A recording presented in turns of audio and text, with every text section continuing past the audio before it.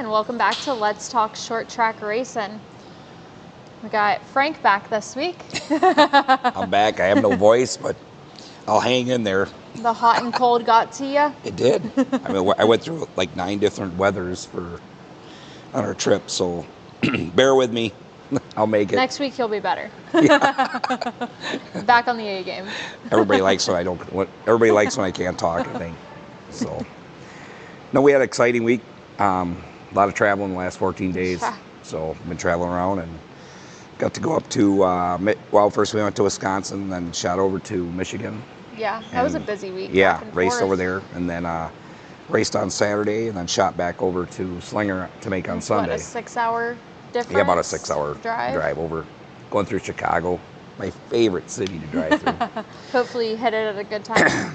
Yeah, no, it was a lot of fun. We racing with Shaco Motorsports with Evan and the car, and Kendrick driving their car. You know, yeah, that car was over at Berlin, right? Yeah, yep. And we were on the McCreary tire, which your favorite. I just love that tire, but everyone's favorite, I think.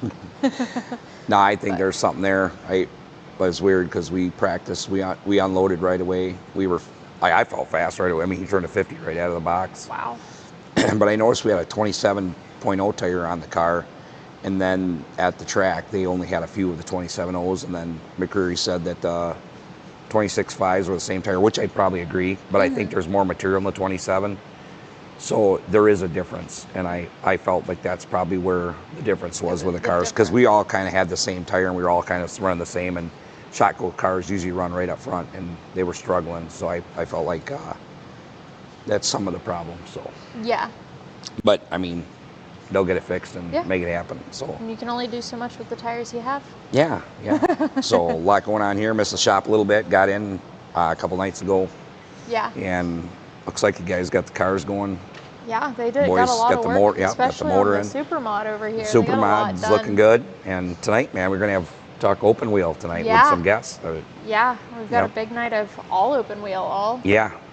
Sprint cars and asphalt sprints and TQ midgets. And, yeah, it'll be a good time with Kenyon and Brian. It'll be a lot of fun. Yeah.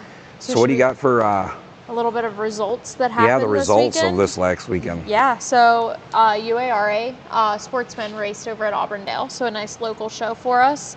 And it was twin 50s. Zach Briggs won the first one, and then Dodge Colbert won the second. Yeah. It was a very exciting night. It was a long night of racing, lots and lots of cautions. No. Yeah, it was. In the outlaw class, there was a lot of cautions. In every class. They also had the Jeff Warren Memorial with the Pure Stocks. It was a 78 lap feature for them, and that took over an hour. Yeah. It was a long race. But all three of those races took forever. It was. I think we got out of there after 1 o'clock. That is I have not had a night at the racetrack where I got out at 12:30, 1 o'clock in a long time. That's like New Smyrna days. Yeah, that's how I felt. Yeah. But, I mean, for the fans, it was a good show. Yeah. I mean, hate it for the drivers having that much stuff torn up in one race. But the fans got a show. So our sponsor, 5 Star Bodies, probably loves it. Good night for them, and race car engineering and everything. Good night for them. Left-hander chassis, Joe's Racing Products, whatever else gets all involved. And then Alan Turner had their prolates up at Five Flags this weekend. I believe it was their season opener for the prolates there, and Jake Finch won that. And then also Cars Tour raced at Orange County. In the prolates, Luke Baldwin won, and in the late model stocks, Jared Fryer. And then you were up at Berlin. For their icebreaker. Yeah. Oh, the crowd was awesome. The weather was really good. It was a really good race. Really good outing for Jeff Striegel and them guys up there. They do such a great job. I mean, we were there last year. They have same thing. They have the frickin' rock band going on after the races. Yeah, that was in the little beer tent. They had that whole thing going on. The fans, there was a ton of fans there. They always put on a great. They do. I'll tell you, they put on a promotional show. Yeah. For the fans, for the racers. You really feel like something there. Yeah. For that race. And it's nice because you go for a race, but you also, in a way, get a show and kind of a party. after the race. Yeah. It's a nice hangout. I mean, did they have the bull back? Last time I was there was the mechanical bull. There might have been. I didn't see that. I was working on the motorhome. The slides wouldn't go in, so I was out there after the race trying to get the slides to go back in my motorhome. Wow, I want to really thank did have a good Nexus vehicle. Viper for a shitty ass wiring that they. Yeah, no, it was a great time. Kendrick did good. I felt like we did it. That tire is so, like, I almost call it like comical. I felt like I told Evan, like, it was like Russian roulette when you race on that tire. Like, one moment or just the car's tight, then a caution comes out, and it's like, let's say an 8-lap caution. Then you go back to green, and then all of a sudden the car is so loose, he's putting front brake in it, and he's saying the car's free. And I'm saying, oh, okay, that's weird. That just happened. Just from the tires cooling just down? Cooling down, and they're super, super temperature sensitive. And then when it went caution again, he went back to super tight. It like was, wow. he's never, it was funny because then one time, I think it was like the 6th caution, they had probably 6 or 7 cautions total. It was what, a 75-lap feature? Yeah, okay. Yeah. And then he was the fastest car on the track. I'm not even kidding you. I'm like, go to the front, and he did. He started moving right to the front, and then that last caution came out, and then it was just like chaos. But it was like when you watch the race, it was like that though. Mm-hmm. Honestly, it was totally like back and forth, move people, everybody, not just one car. Yeah. So I mean, for a promoter, if that's what that tire does, that's worth a promoter. Yeah. It is, and for the fans, there's no one checking out. Yeah. It is. It was. Which is what you want in racing. Yeah, You hate yeah. when there's that 2-3 second gap, and you can tell. As a builder and a crew chief, a complete nightmare. It. Yeah. Yeah. But no, great job over there. And then we went over to Slinger the next day. Took off at 12:30, got over to Slinger about, I think it was like 4 o'clock. By the time I got the camp set up, it was about 5 o'clock in the morning. Wow. And then gates opened at 8 o'clock, and they're getting ready to go. And then right after Slinger, we headed back home. Slinger, the All-Star Challenge race was really good. Same thing. I mean, Travis and Kelsey, that was their first opener for the track. Yeah. We had them on last week. That was really good. I thought the racing was awesome. I mean, there was some cautions. Like more cautions than I've ever seen in the All-Star Challenge. Usually you got that group of 20 cars that make the show like that. They're pretty solid. Yeah. I don't know if they were on a new tire, completely brand new tire.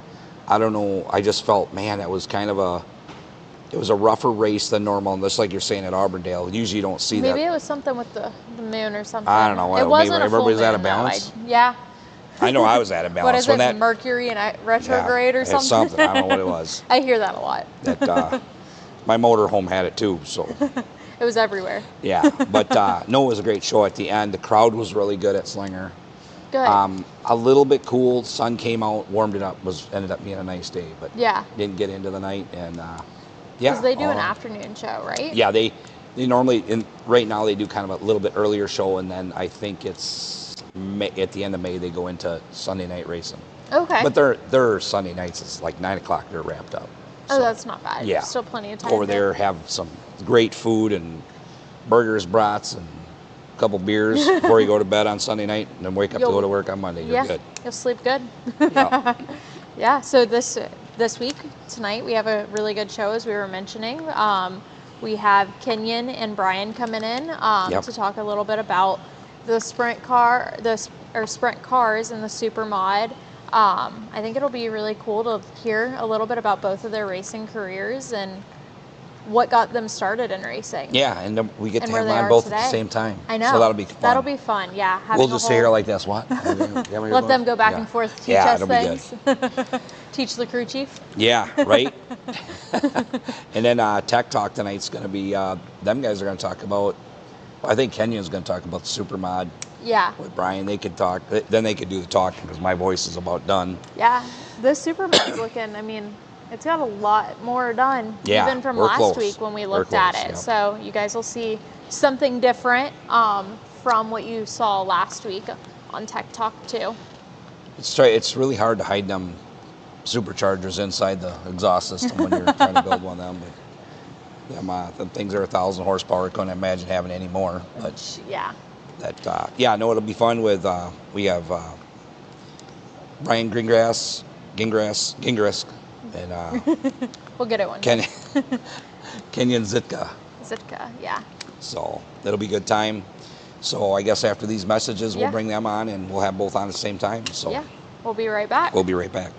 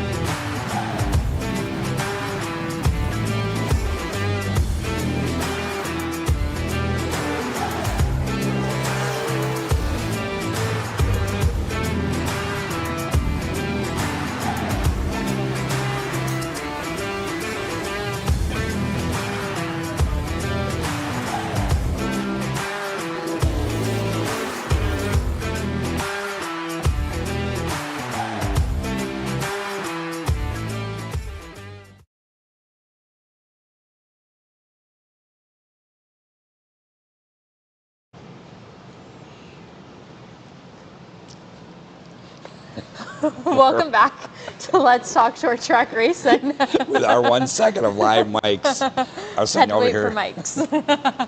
So we got guests tonight. You guys got live mics? They're good. We're good. Brian. All right, we got Kenyon and Brian on either side. Yeah. You guys are I said this is open wheel night. So Yeah. you guys are the open wheelers. Wheel Wednesday. Yep, there you go. No, thanks for coming on, you guys, Yeah. for sure.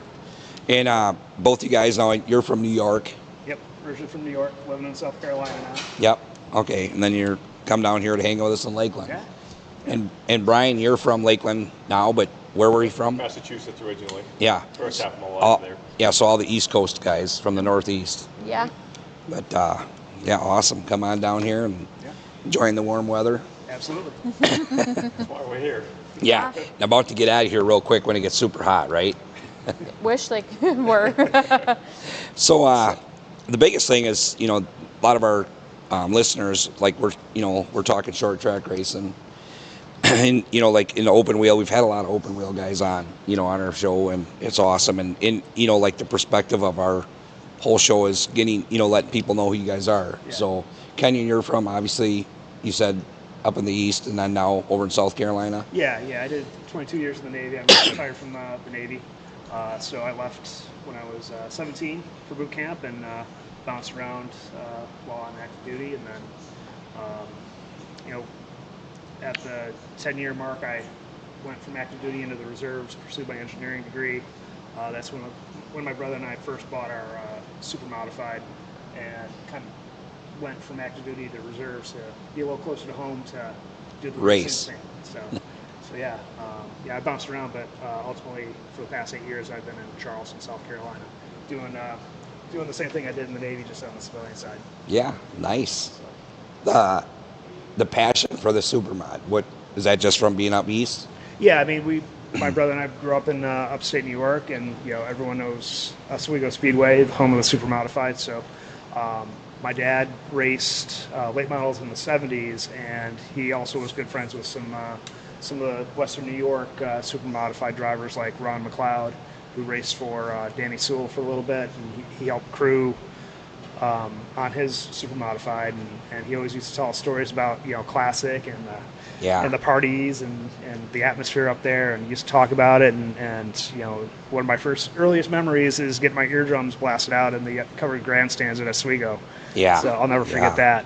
But yeah, so as soon as he could take us up to Oswego, that's how my brother and I got hooked on super modifieds. And after my dad passed in 2000, and after we never got our first super on the track. I'll save that story for later. But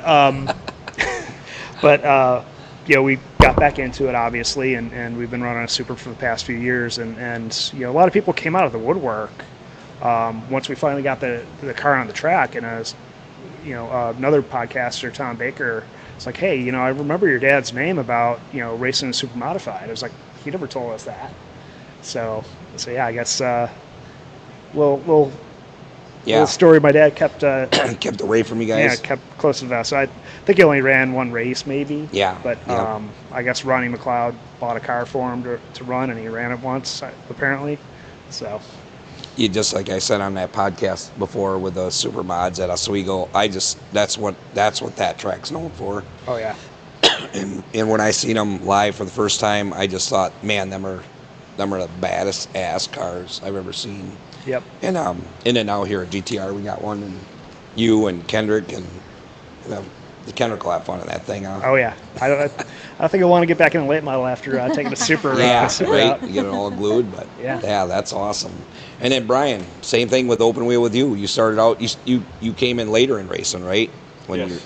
you were talking. Yeah, you talked to me about Supercross and. Yeah, I started out younger year. I think I was 8. Started racing motocross, Supercross. My dad was into auto racing, the modifieds back in the day with my uncle, and it was wild and crazy. Back then, basically when they were building the cars out of the junkyard. Oh yeah. And fun days. They were running, 3-4 nights a week back then, and they tried keeping me as far as I can once I started growing up, away from the auto racing. He didn't want me anything to do with it, and try to keep them away from my uncle. Yeah. Building the cars, and they were heavily into it, all the partying and all the stuff that was going on then, and the injuries with everybody's backs blown out. Yep. So we decided to get into motocross. Of all things. That's safe. Safer, That's right? safe. Doing triple jumps. Right. And then we never thought we were going to progress like we did, and I just moved right up like really fast. And then all the way up to mid-20s, I was professionally motocrossing and supercross, and had every injury that you possibly have, and get to the point where my dad too was said we came down to speed weeks, watch the modifieds, run. And my uncle lived right down the road because he moved down here, right down the road from New Smyrna Speedway. And they were running. Then he said, "You give up the bikes," because at that point, one of my good friends, actually got paralyzed, which was a shocker. And he was trying to do everything to get me out of it. Yeah. At that point, but I was so far into it. Then that's what I was going to do for a living. I thought, at the time. And then he was begging me to get into a car, the other way around. Yeah. And of course, I didn't. But I wanted to. It was tempting. But then with the motocross, I was out at the time where I thought I was going to do that the rest of my life. Yep. When I wasn't making the millions that I needed to be at 20. Yeah. It's, it's a young man's sport. Yeah. And so I think, what am I going to do now? I got racing in my life since I was a kid. Yeah. We traveled everywhere, and that's once you're in the racing, family, it's hard to. Yeah, it's the adrenaline rushes that you get. All I knew since I was a kid was racing. And one of my doctors at one point too said, "What are you going to do now?" And I said, "Well, cars." He said, "Well, you need to replace that adrenaline rush with something else because you're addicted to it." Yeah. And then made a deal with my uncle. He says, "Give your bikes back. Turn your bikes in." He said, "When the bikes are gone," he says, "then I'll build your car." Nice. So then I did that.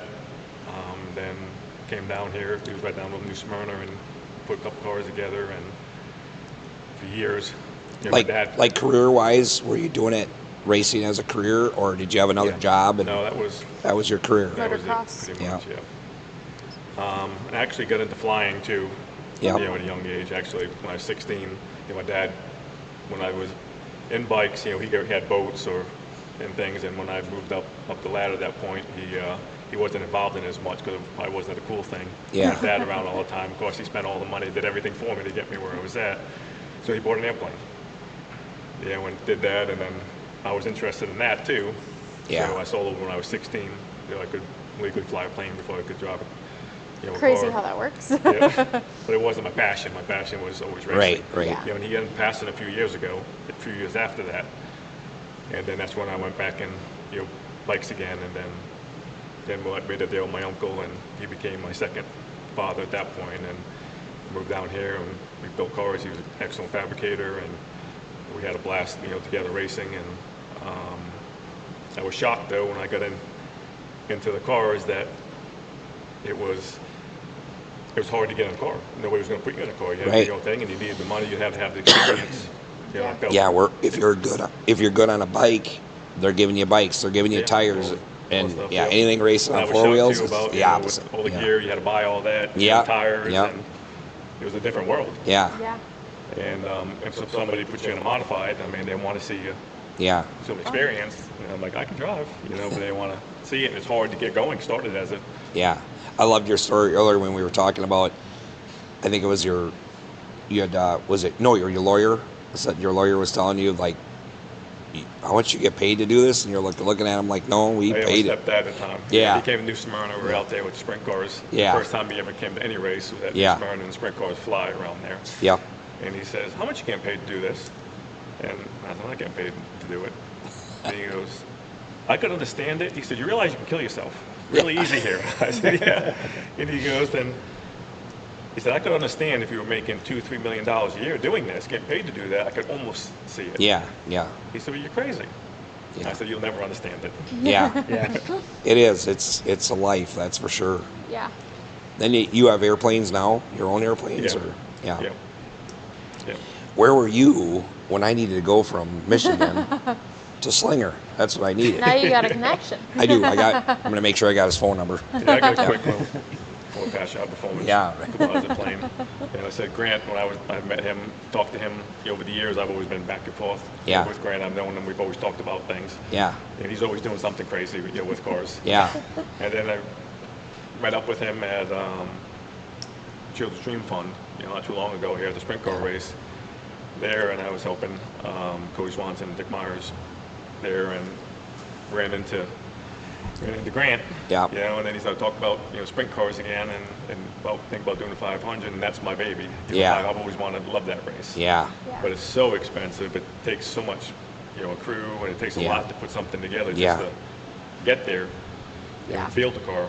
And that's exciting because the news here in this shop is you're going to team up with GTR Racing, and we're going to race. We're going to get ready for that race next season out of our shop here. So that'll be exciting for our, another race car here. Now we're open wheels. We're going to have the open wheel corner. Yes. Yeah. You're going to need a bigger shop here. Yeah, too. I just said we're going to have to Big add on. It's bad enough when I work on something, I got to walk a mile to go put it on. Right, Kenyon? Yeah. You got to walk.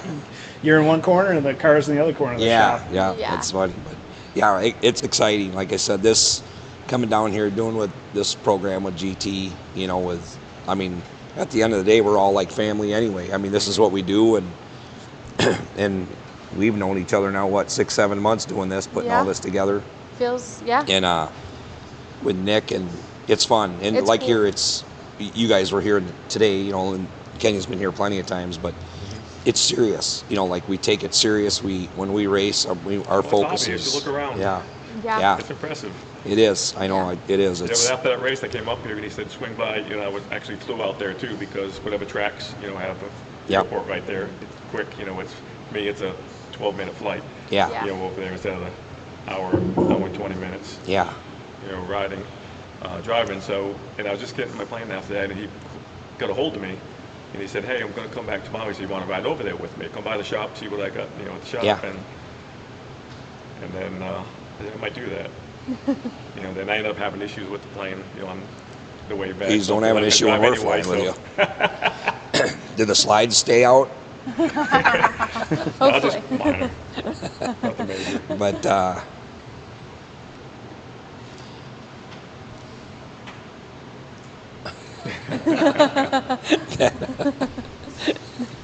We got the little notes here, but so like now you live in Lakeland, Yeah, not too and far from we're here. gonna get ready for the 500 for next year. We're gonna do a couple races at the end of this year, getting prepared, getting ready for that race, and so both you and Kenyon actually raced a supermod also.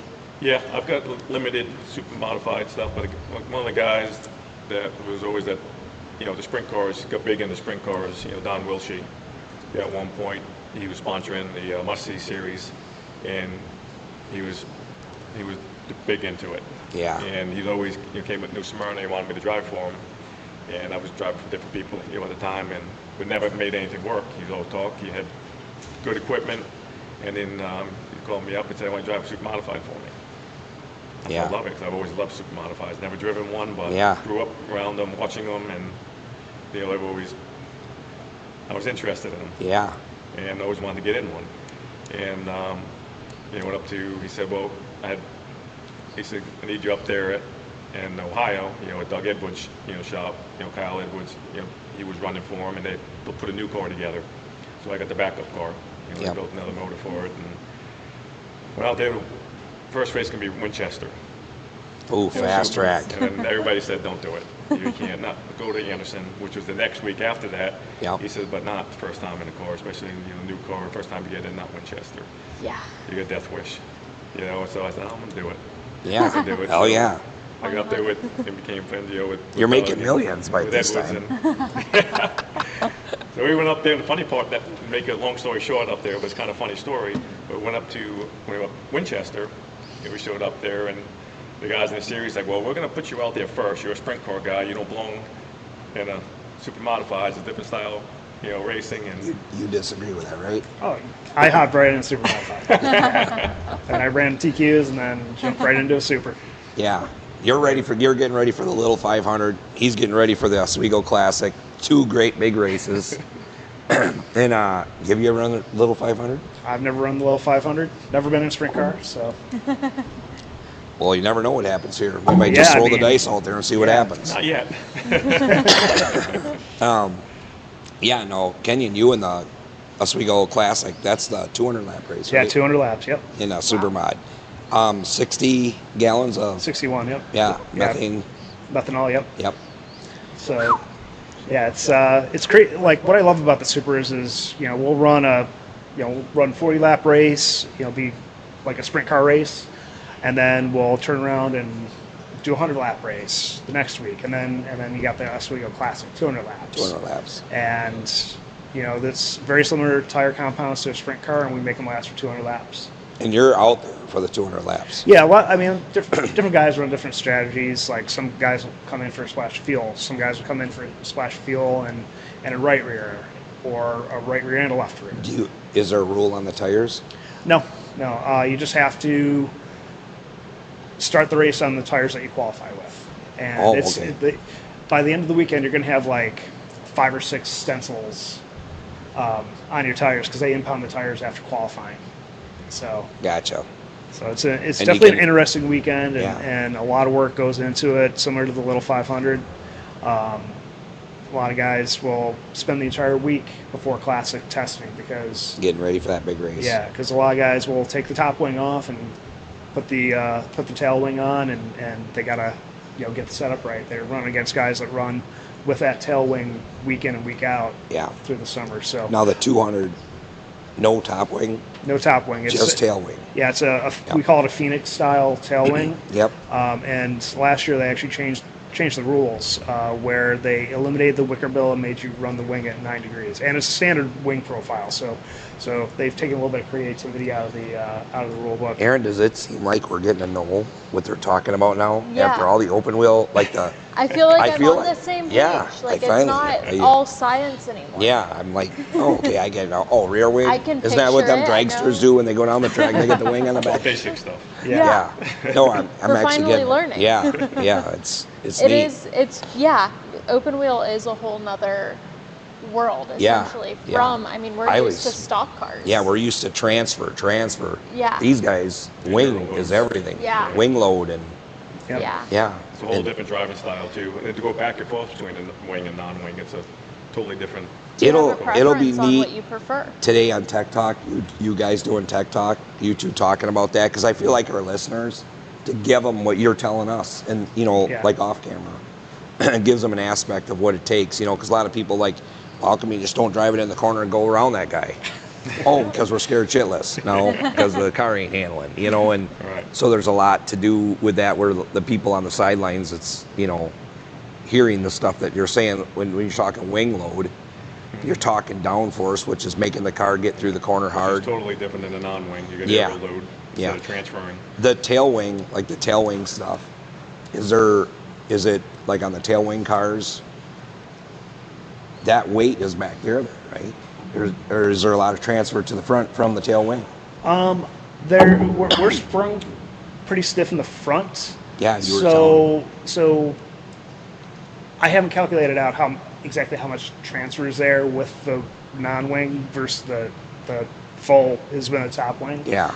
But when my brother and I were testing, we had a setup that was similar to the previous tail wing rules with the wicker bill and I think it was a 13-degree angle.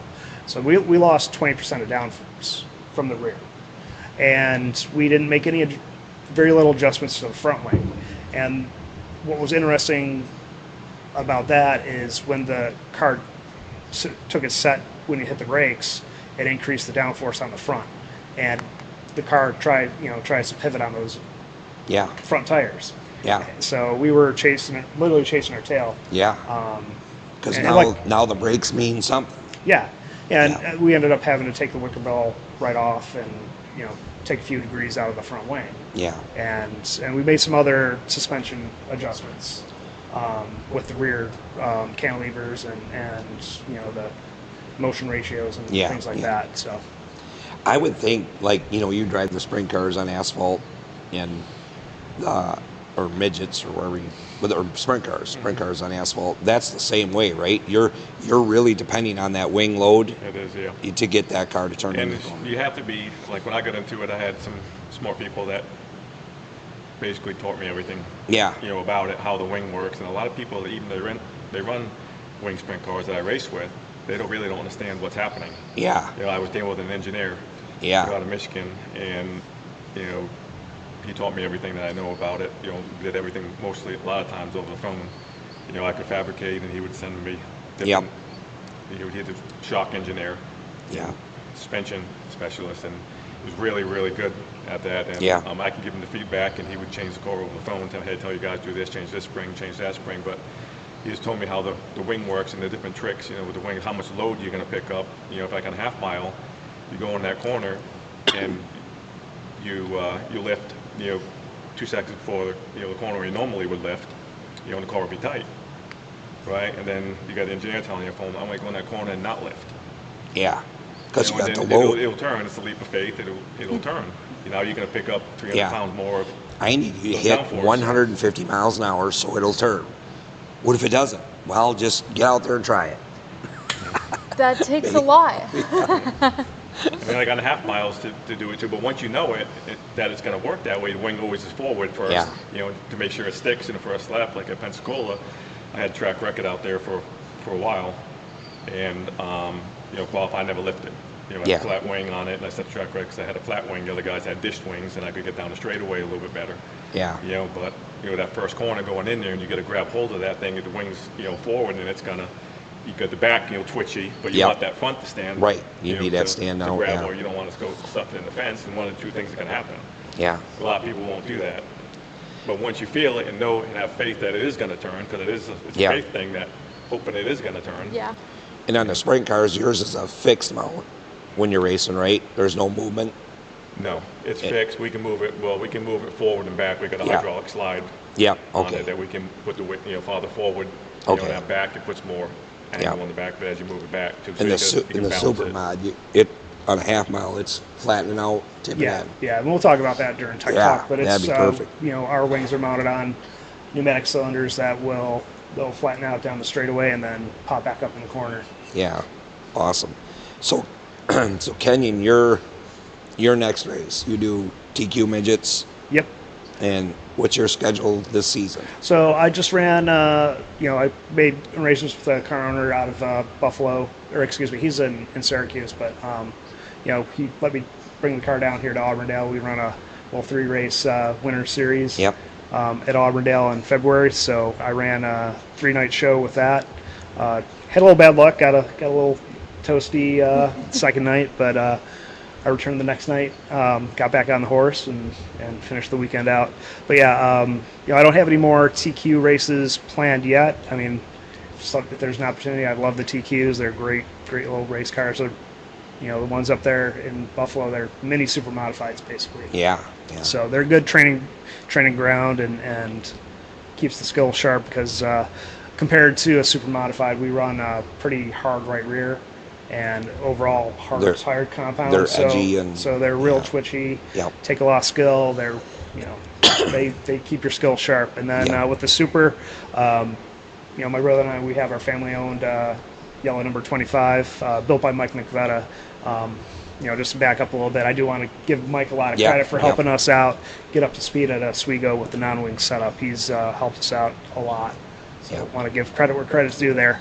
But our first race with the family-owned super is Delaware, Ontario, and Lancaster Speedway, which is we consider our home track near Buffalo. So we're gonna do that doubleheader weekend, and then, depending on how that weekend goes, we'll switch the car over for my brother. He's a lot taller, so we need to move some things around in the car for him. Maybe hit up the Oswego Wing Show, but we're definitely hitting up Berlin weekend. Yeah. I'm going to be running Grant's car that weekend. And then we'll have my brother in the car for Berlin.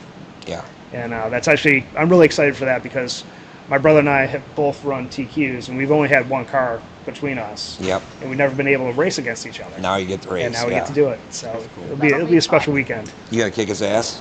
Oh yeah. That'll boy. And then Brian, your schedule? Now you're getting ready for the little 500 for next season, but we're gonna get everything going and tested and go race a couple of these races this year yet, right? Yeah, we just all come together real quick, real fast. We talk back and forth, and actually I just came over here, to talk with him today. He's like, you want to be on the show? You're racing. Here I am. Yep. No, awesome. But yeah, I think we'll be right back here a little bit after a commercial break, and these guys are gonna talk tech talk tonight, huh? Yeah. So after these messages, I'm sorry about my voice again. Don't let it happen again. I won't let it happen again.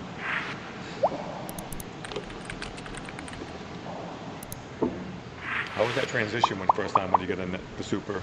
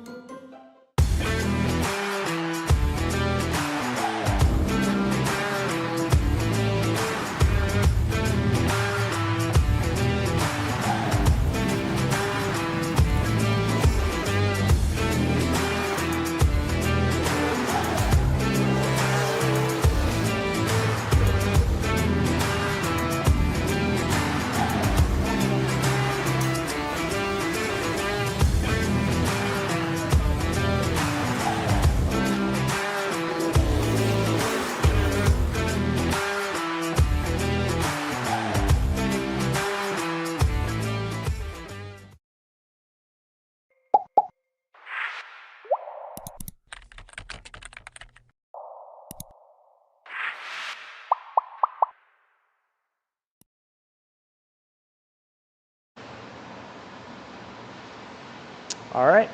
Well, so me and Brian are here in front of the Super Modified, and really excited to show our fans a little bit more about the Super. I know Grant talked about tires last week.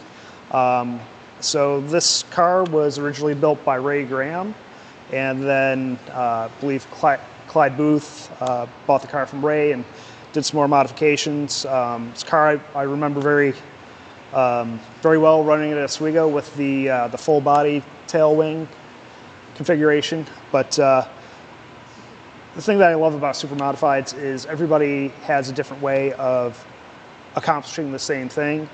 For example, this car is configured as a solid front axle with a push rod suspension. It has rocker arms, and which is different than our family-owned Super Modified, which is a fully independent front suspension with rocker arms, and our rocker arms are turned 90 degrees so that the shock is straight up and down inside the chassis. Just different ways of doing the same thing. And there's advantages to a solid front axle where you don't have to worry too much about bump steer, whereas on a independent front suspension, it's more sensitive to how things are configured, and you have to calculate and check for bump steer and things like that. Which You have to have the solid front axle? Is that in the rules that you have to have a solid? No. Oswego used to make you run a solid front axle, I believe from the mid-2000s through, I think like 2015, 2016, but they opened the rules back up that allow you to run a independent front suspension. I think they realized that they were kind of putting themselves out on an island, because a lot of ISMA guys were still running the independent, and they weren't able to take the top wing off and come and run classic. So it's fascinating how they're all one-off cars. They're all different. Yeah. They all have the amount of engineering that's yeah. I mean, I think there's only impressive. one or two other guys that will kind of build them en masse, like Joe Hawksby, and I think Paul Coloca doesn't build them anymore. But the Extremes were another type of car that were kind of mass produced. Right. But our family-owned car, we call her Rosie by Mike named her before we bought that car. But there's only one other car like it, which is nice. We can still bounce ideas off of Mike, and he can use us for information. So that's nice. Yep. And then teaming up with Grant also, and also working with Dick Meyer on all three of our cars. Mike, our car now. That's a big advantage there. Yeah. So I know me and Grant were talking with Dick yesterday, and it was great to just chat with Dick and say, hey, I'm running for Grant. Yep. We want to run with the top wing. We want to run with the New England series, which we'll have to change the wing if we want to go up to New England. Right. And those are all three different configurations that you have to account for in the suspension. So and that's just within the last couple of years where they put the fixed wing on top, right, mounted. Yeah, I mean, a lot of guys went to the cage-mounted air shocks, and the New England guys, I think it's to save some money. Right. I don't think it actually does, but that's neither here nor there. But the New England guys only let you run a dual-element wing, and a lot of the guys run the shock or the air cylinders down to the bird cages. Right. So that changes, what the suspension is seeing motion. Right. Motion-wise. I suppose is it faster? They come up with it as faster with it mounted to the cage, or is it still either way as fast? It really depends on the driver. I mean, if the driver can't use the downforce, there's really no advantage. But I mean, there's some guys that have won with the dual element wing setup. I know Mike, he's gone to a Mike McVetta. Yeah. He's gone to a 2-element wing. But it's still mounted to the cage. So yeah. What else? So yeah, I guess if we want to move back and we can talk a little bit more about the wing here. This wing was built by the Lasecki brothers out of Ohio. Shipped it down here to Grant, and we've been going through adapting this wing setup to this car, because this car originally came with the the 2-element wing that had the wing struts down to the bird cages. So we've gone with the blade setup and the smaller air cylinders, which kind of cleans up the air and allows you to slide the wing forward or back depending on where you need it. Right. I know on our car, we'll see what this car reacts to, but on our car we got to move the wing a little further back on like the big tracks like Oswego or Berlin, and then the smaller tracks like Star or even Lancaster. I think we'll need to move the wing a little bit forward because that's a flatter track. Yeah, so it's been a really interesting winter project. I was here back late spring, early winter, helping tear down the car, and it's really cool to see how far the car has come. I'd come down here about once a month for a weekend, and the chassis wasn't even here last time I was here. And I was helping out a little bit on the late models and some of the parts, on the bench, working some of the stuff over, looking at the engine, and even helping out the late models a little bit. But for the fans out there that are curious on how these wings work, and if you go on any YouTube video, just go, just search ISMA, ISMA, Super Modifieds, you'll be able to see these wings in action. But they're connected to 2 pneumatic cylinders, and we'll have to experiment with this one, but in our car, Rosie, we have to run about 240 pounds of nitrogen pressure in the system at a big track like at Oswego. So the goal is to have the wing as flat as possible going down the straightaway to eliminate as much drag as possible.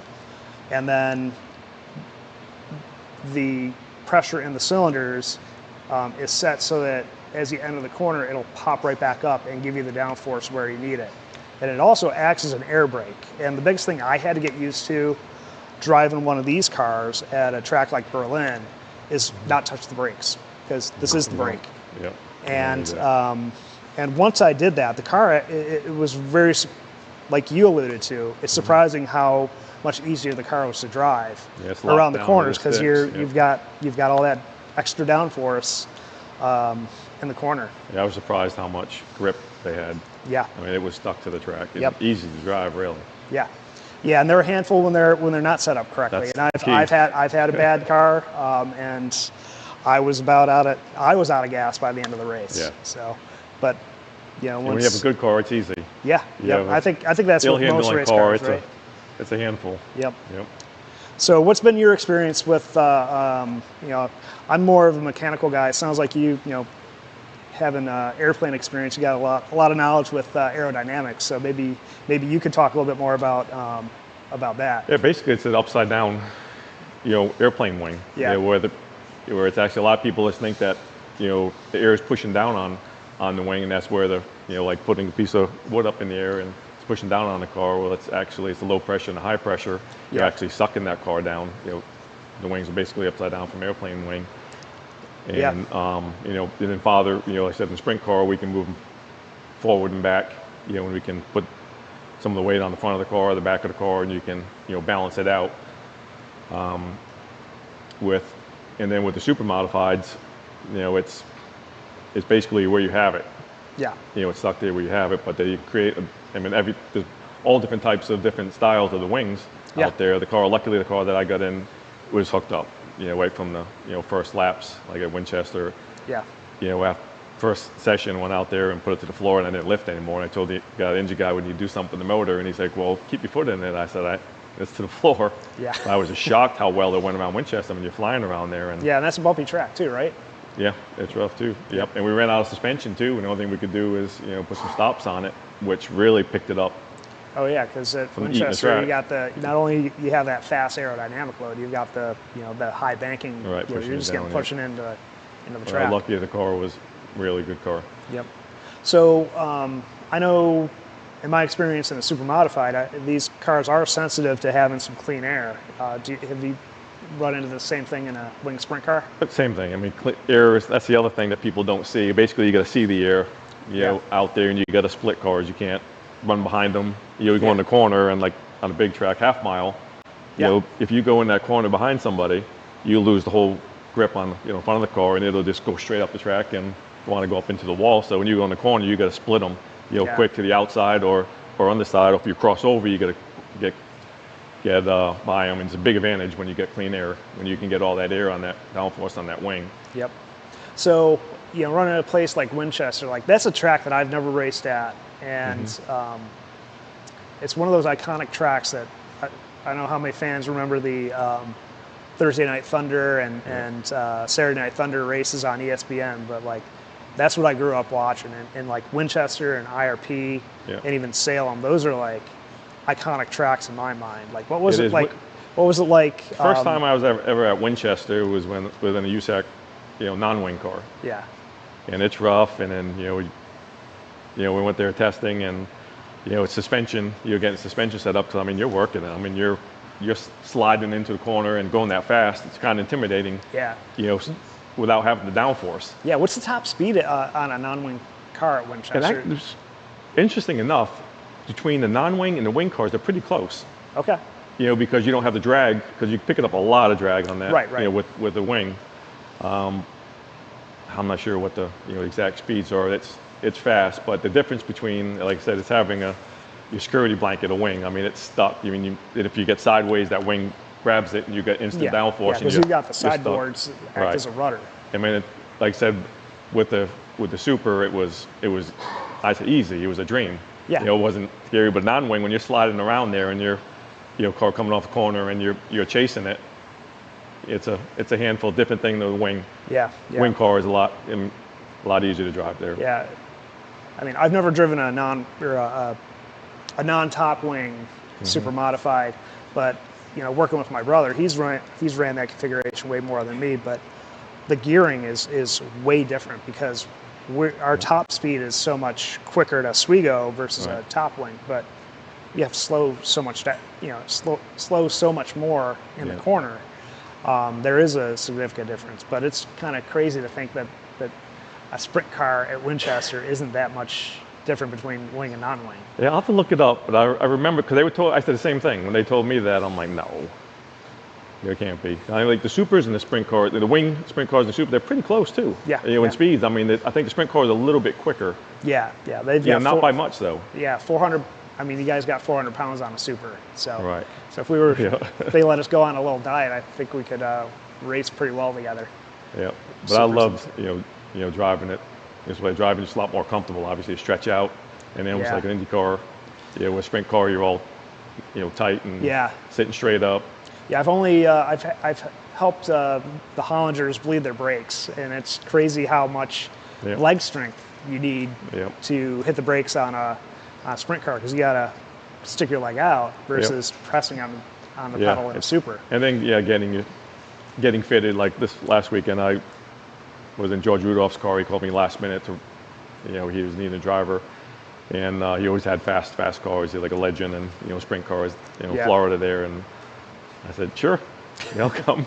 And we had some issues there, but with the seat that was in it, trying to get it, and all the little things you got to do to fit it, and when it's not fitting just right. Yeah. Like I said, with the brake and the throttle. Yep. Is that still set up for Joey or Joey Ligori? Yeah. Yep. And then you guys are a little different build. He's a little shorter than I am, and I well jammed up in it, but made it work. Yeah, and the biggest surprise that I had coming into a Super Modified is I actually have more room in a TQ than this thing. Really? Yes. Yeah, the car I was laying down there like sitting in a couch. Yeah, I'm pretty. Yeah. I can get in and out of most race cars with my build. How about this one? Is this one got more room in it? This one has more room than our car, because our car, actually, another difference between a lot of cars is you see this engine is pretty level. If you look at the injector stacks here, our car, Rosie, has a 22.5 degree layover. So, so let's say Grant and I were pitted next to each other, and I blow an engine, or Grant blows an engine. If we both have backup engines, they're set up for two different cars. So we probably could make it work, but it'd be a little bit more work than say swapping a motor in a late model. So Talk a little bit about that motor. How unique these are. Oh yeah, I mean, big black Chevy power. I mean, it's yeah, I'm smiling just thinking about stepping on the throttle in one of these. Most guys run about 900 horsepower. I think this one's been dynoed at what, a little over 950, right, Grant? Yeah. If I want to give that up. So yeah, there's all sorts of different engine builders. I actually use same engine builder that Clyde Booth has used over the years, Morello. And everyone has their own unique ideas on what works best, and again, everybody's got a little different mousetrap. It does the same thing, and we're all pretty close to one another speed wise. But they're 470 cubic inches, fuel injected. Injection nozzles are right up here, right on top of the stacks, and you're just pouring methanol into these things. Just dumping it in. And a 200 lap race where most guys have 60 to 63 gallons of methanol to start the race. Yep. And a lot of guys are actually conserving fuel to make sure they have enough through till the end of the race. On a regular Saturday night Oswego show, we're getting about 3.5 laps to a gallon. We're trying to get a little bit more than 4 at the Classic. Right. So, because before the race, you have some push-off laps, parade laps, and stuff that you also have to account for. Yep. So. And then the balance too changes with that much fuel. Yeah. Going Yeah, through, and too. that's another thing with these cars is like a sprint car just has that one These have tail multiple, tank. right? This car has 1, 2, 3, and then it's not mounted on the car yet. It's actually sitting behind Brian there, but 4 fuel cells. And a lot of guys have valves where they can control where the fuel gets returned to, and they can actually use the engine as a weight jacket to put fuel in different locations depending on what the car is doing. Yeah, I guess So it's pretty advanced wild. how all these set up. Yeah. It's Yeah, luckily fascinating. luckily or unluckily, depending on your skill level, ours only has 3 fuel cells. So I'll just use, and I've got an electric transfer pump on the side cell to transfer from the side cell into our main tank. So The other thing that blew me away when I first got in one, it was standing out, is no air cleaner. yeah, And I said, well, where's the air cleaner? You're going to fire it off? And he said, oh, we're not running air cleaners. And I said, well, why not? He said, well, you can't see.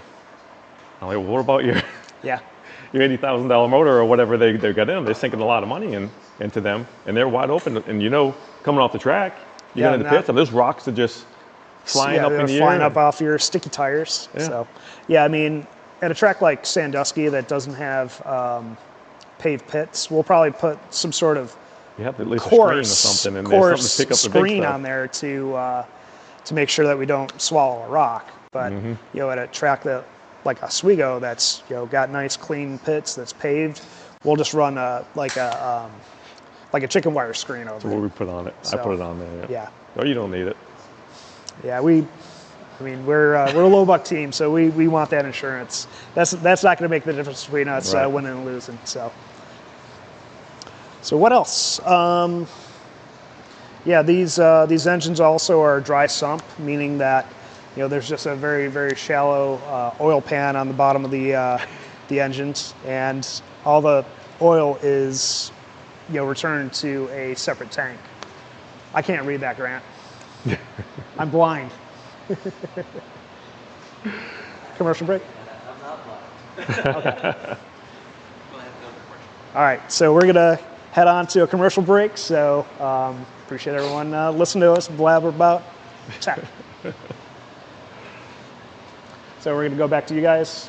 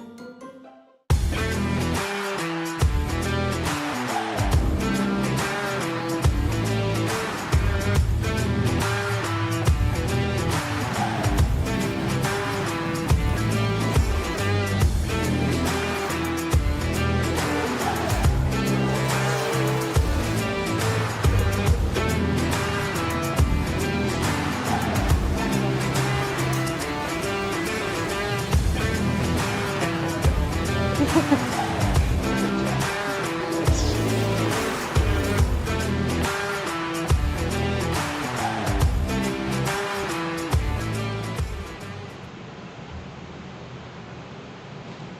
right, and welcome back to Let's Talk Short Track Racing. Thanks you guys for the really good tech talk. It was very educational and definitely learned a lot about the Super Mod. And very excited to get it back on track here soon. Yeah, I'm excited to get it fired up and maybe take it down to Auburndale and shake her down. I thought we were taking her down I-4. Yeah, let's do it. I'm sure it'll get some good looks and and get some attention for our sponsors. Yeah, there we go. Yep. Oh boy. Working on that deal. But, you're going to have to talk to Brian because I'm done.